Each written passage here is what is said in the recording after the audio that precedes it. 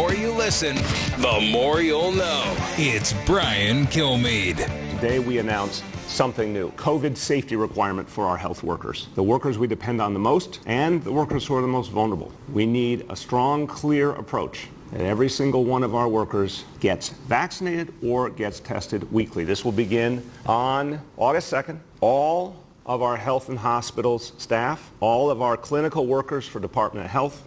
It's very clear, and the health commissioner will explain the order he is issuing to put this into effect. Every single one of those employees has a choice. Get vaccinated, the better choice, or get tested weekly. And there you go. Are they allowed to do that? Everybody here is dealing with that workplace, whether it's going to be school in the school in the fall, or right now as they try to go back to work in many cases. So let's answer some of those questions. Bryan Rotella is with us, founder and managing partner at Genco Legal. And Brian also has a particular expertise when it comes to healthcare, which has everything to do with this infrastructure plan that's going to be done on simple reconciliation at some point by Democrats. Brian, welcome back. Hey, Brian. Always great to be on. So, Brian, people listening right now are wrestling with that very question. Can my boss ask me, am I vaccinated? And if so, and if not, what does that mean for my testing schedule that I have to go through? So the first question is yes, your boss can do that. People think that that HIPAA applies. What they don't understand, HIPAA is something that your doctor can't go share your information. Or those employers who actually run a health insurance program for you, they can't share information, but they can ask you. And as far as the real question that I'm getting literally every day in my practice, yes, employers can mandate vaccines. I in no way recommend doing that. I've talked a little bit about that before because I think it's opening up major liability for employers that don't have immunity. I think the bigger issue that concerns me is what's going on with these kids. And I'm sure you saw that case in Indiana where they tried to fight back and the court said, no, you've got to have a vaccine to come to Indiana University. Brian, the statistics of under 18, I don't know if everyone knows this, but 335 deaths from COVID under 18. That's all we've had so far. Now, those are obviously tragic. I don't want to underplay that. But that's the number. In Minnesota alone, in 2020, 98 kids under 24 died of suicide. Are we going to start mandating Prozac? Great point. The other thing is, what happened to the 335? Is anyone studying? How much had underlying conditions going in? What were the circumstances to it? That's what we should be using our money on. What about the kids who get the swollen heart? What is that called again? Eric, I know you pronounce it perfect. It's myocarditis. A friend of mine just got this. And I have tangential evidence that I've got clients, cardiology clients, who've told me they've seen that. They're not 100% sure it's connected, but that's an inflamed heart. So you are taking some risk on this. Is still under emergency approval. It's not fully FDA approved. The analogy I've been using is if for kids playing T-ball, would we ask them to wear a football helmet? Maybe the ball doesn't bounce back and hit them in the head, but is that really necessary? Are they going to be very effective doing that? Or are we overkilling this? I think the country's gone nuts, personally. And again, I'm not underplaying how serious COVID is, but for the at-risk population, this is the opposite of what we did so effectively with polio.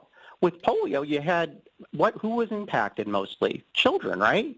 To the point of it, in 1952, we had something like 60,000 cases and 3,000 deaths. They started mandating when you went to school or when you're literally as an infant getting immunized. We should be doing what DeSantis, our governor here in Florida, did, which is focusing on the at-risk population around mandated vaccines. That's the senior living communities, Brian. That's where we had that tragedy up in New York with Governor Cuomo. What are we doing with these kids under the age of 24 with the statistics we have? And for the life of me, I hope this makes it to the Supreme Court in their sense. Why the courts are not getting involved and following seem to have gone down the path of this insanity, I'm not sure. I'm not sure either. Here's Dr. Marty Makary on kids and masks, which I think affects, there's grandparents listening to us right now, parents, and there are kids listening to us right now. And I think people are asking this constantly. You'll do anything to keep your kids safe. But now, a 2-year-old, cut 9. He should be ashamed of himself, by the way, The NIH last year spent $41 billion on research grants. 0.4% of that went to COVID. If he is so convinced that masks are needed in kids 2.5 years old, why didn't he fund the study? I'd love to see the data. There's no data, and that's because he has not funded that study. So, I mean, that's the irony of it all. So here's Dr. Rand Paul on this before I have you comment. Cut 8.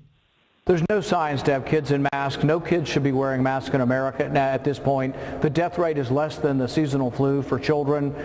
We should treat it like the seasonal flu for children, and we should treat it like the serious illness that it is for those who are older, particularly over 65. So there you go. Number one, why are you not focusing on this and coming up with your own science? And number two, there's no science to tell a 3-year-old to wear a mask in daycare or preschool.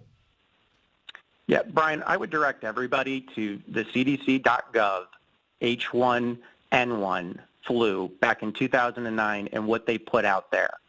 I'm reading from it. Information on the effectiveness of face masks and respirators for decreasing the risk of influenza infection in community settings is extremely limited. So it's difficult to assess. They say here in this CDC, I won't read the whole thing, but anyone who wants to go out and see back in 2009, H1N1, they were saying, we don't really know that masks are effective, so they were using an approach.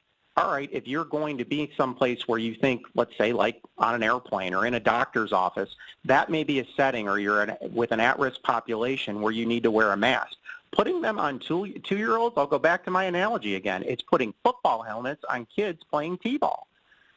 All that's going to do is make them, quite frankly, I think we're going to start having mental health issues as far as their social interactions. And again, I'm not a doctor or provider, but the courts have got to intervene here. And my question is, where is the ACLU? And I can answer it. You know what they're worried about, Brian? They're worried about the illegal immigrant population that's coming over and whether they are getting the vaccine. That's where the ACLU is right now, not on our 14th Amendment right for due process and liberty, and whether parents should be having or grandparents should be having to hear that their children need to be wearing masks or get vaccinated for something. I will go back to that number, 335 deaths. Again, tragic deaths. But to your point, how do we even know, and have we studied, was it actually the direct cause of these deaths? And we just got to wonder, as parents, legally, can they do anything? They see the damage it does to their kids, 4, 5, 6, 7, 8, 9, 10. They don't know what their teacher looks like. They don't know what a smile, laugh, a frown, what nerves, what fear looks like. They don't see it for 8 hours a day now for a complete year. Is there anything legally they can do before I pivot to the infrastructure bill? Candidly, yeah, they can go to court and try to get an injunction against these schools, but right now they're losing. The country's in a state of hysteria. The country still feels like, I've commented on this before, that it's in March and April of 2020, not that we are where we are right now in July of 2021. Brian, there's going to be an infrastructure bill at some point, maybe in the next month, maybe the next 2 weeks, that's going to be pure party pass, and it's going to be on reconciliation. One of the things that's going to be in there that's proposed, and 150 Democrats in the House have signed off on it, and that is to lower the age on Medicare, expand it and lower the age to eligibility to 60 years old. What are the challenges with doing that? It's the ultimate bait and switch. I'll go back to what I talk about all the time. I'm going to talk about Obamacare very briefly. Why?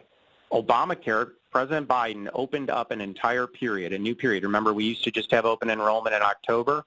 His special period went from February 15th to apparently August 15th, but they're going to extend it. You know how many people signed up for Obamacare? 2 million so far. 1.2 million of those folks have gotten plans with a $10 a month premium. Why, Brian? The American Recovery Act, remember that? Forget about the infrastructure bill.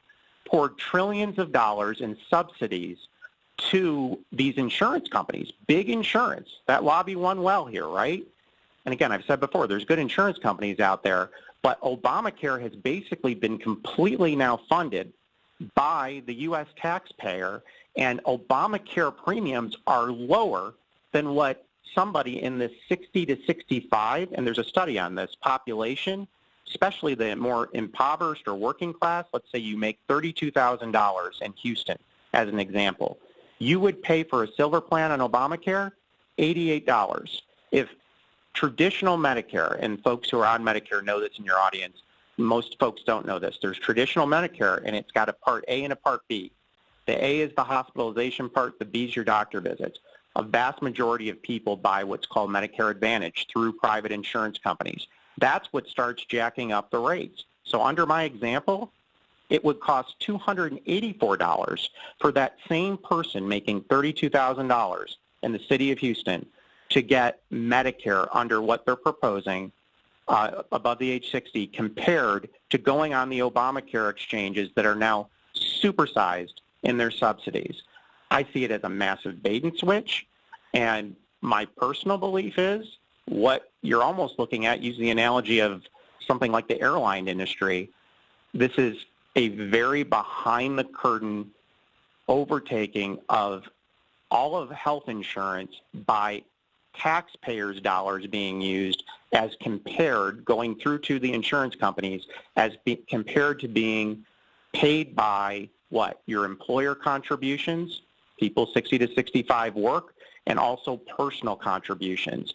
So that's why they're proposing this. But truthfully, for the people who I think really might need it, making, let's say, $32,000 in Houston or $18,000 in Los Angeles, they're getting a raw deal. It's like being told, hey, I'm going to bump you off your first-class flight, but you got to stay over the night at the Newark, airport, and I'll put you in coach in the last row tomorrow. That's what people aren't being told. This is a political ploy, and it's ultimately to do what they want to do, which is get as much funding by the government. It's close to 100% into insurance companies and out of employer and personal payments for insurance premiums. Right, and what they're going to do, too, is you're going to have trouble getting doctors. If everyone's going to be going for free health care at 60 years old and up, are we going to be able to treat these, get treatment for these people? And who's going to want to be a doctor when you have this type of payment? Yeah, well, we're putting fuel on a fire here because 132,000 is what they're arranging as the shortage we're going to have by 2032 in doctors.